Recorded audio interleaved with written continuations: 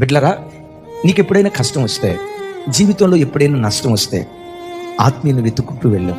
అక్క, నా ఇంట్లో ఈ కష్టం ఉంది, ప్రార్థన చేయరా. అన్నా, మా ఇంట్లో ఈ దుఃఖం ఉంది, ప్రార్థన చేయరా.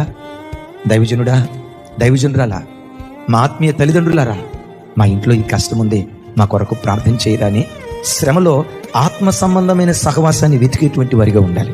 కొద్దిగా చెప్తాం ఆమెన్. పొరపాటున శరీర సంబంధుల దగ్గరికి వెళ్ళొద్దు, చుట్టాల దగ్గరికి వెళ్ళొద్దు, రక్త సంబంధీకుల దగ్గరికి వెళ్ళొద్దు.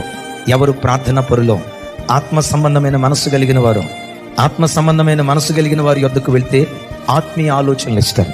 శరీర సంబంధుల దగ్గరికి వెళ్తే శరీర సంబంధమైన ఆలోచనలు ఇస్తారు. మరలా చెప్తున్నాను, ఎప్పుడైనా శ్రమ, దుఃఖం, ఎటు అడుగు వేయాలో తెలియట్లా, వై జంక్షన్లో ఉన్నాం, ఇటు వెళ్దామా ఇటు వెళ్దామా జడ్జి చేసుకోలేకపోతున్నాం. నీ మనసేమో ఇటు వెళ్ళమని చెప్తుంది, నీ శరీర సంబంధులేమో ఇటే వెళ్ళమని నీ శరీర సంబంధమైన ఆలోచనను బలపరుస్తున్నారు. నువ్వు జంక్షన్ దగ్గర ఉన్నావు, ఇటు వెళ్తే బాగుండు, డైలమాలో ఉన్నావు. అప్పుడు ఎవరి దగ్గరికి రావాలో తెలుసా? మొదట దేవుని దగ్గరికి రా.